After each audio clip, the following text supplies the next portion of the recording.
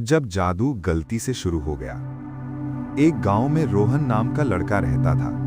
रोहन बहुत शरारती था, लेकिन उसे जादू टोना और रहस्यमयी चीजों में बहुत दिलचस्पी थी। एक दिन वो अपने दादा के पुराने कमरे की सफाई कर रहा था। तभी उसे एक छोटा सा लकड़ी का डिब्बा मिला। डिब्बे पर लिखा था, इसे बिना वजह मत खोलना। रोहन ने सोचा, यही तो खोलना चाहिए। जैसे ही उसने डिब्बा खोला, उसमें से एक छोटी चमकती हुई अंगूठी निकली। रोहन ने मजाक मजाक में वो अंगूठी पहन ली।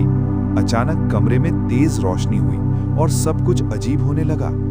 रोहन बोला, काश अभी मेरे सामने एक आम आ जाए। और सच में हवा में से एक आम प्रकट हो गया। रोहन चौंक गया। उसे समझ आ गया कि ये जादुई अंगूठी है। अब तो मजा आ गया। वो जो बोलता वही होने लगता। काश मेरा होमवर्क खुद हो जाए। और होमवर्क अपने आप हो गया। काश मेरे पास ढेर सारे समोसे हों और टेबल पर समोसों का पहाड़ लग गया। लेकिन असली मुसीबत तब शुरू हुई। रोहन ने मजाक में कहा, काश यहाँ एक छोटा सा ड्रैगन आ जाए। अचानक सचमुच एक छोटा ड्रैगन कमरे में प्रकट हो गया। ड्रैगन ने इधर उधर आग फेंकनी शुरू कर दी। रोहन डर गया। उसने तुरंत कहा, ड्रैगन गायब हो जाओ। ड्रैगन गायब तो हो गया, लेकिन अब हर बार जब रोहन कुछ बोलता, जादू गड़बड़ तरीके से होने लगता।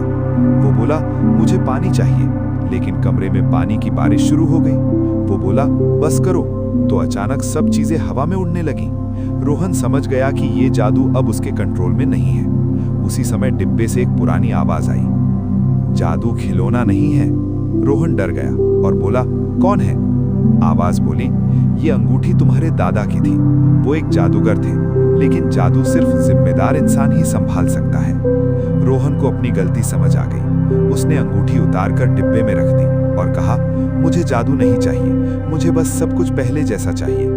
अचानक तेज रोशनी हुई और सब कुछ सामान्य हो गया। अब रोहन ने सीख लिया था कि शरारत में भी हद होनी चाहिए। लेकिन जाते जाते उसने एक बार डिब्बे की तरफ देखा।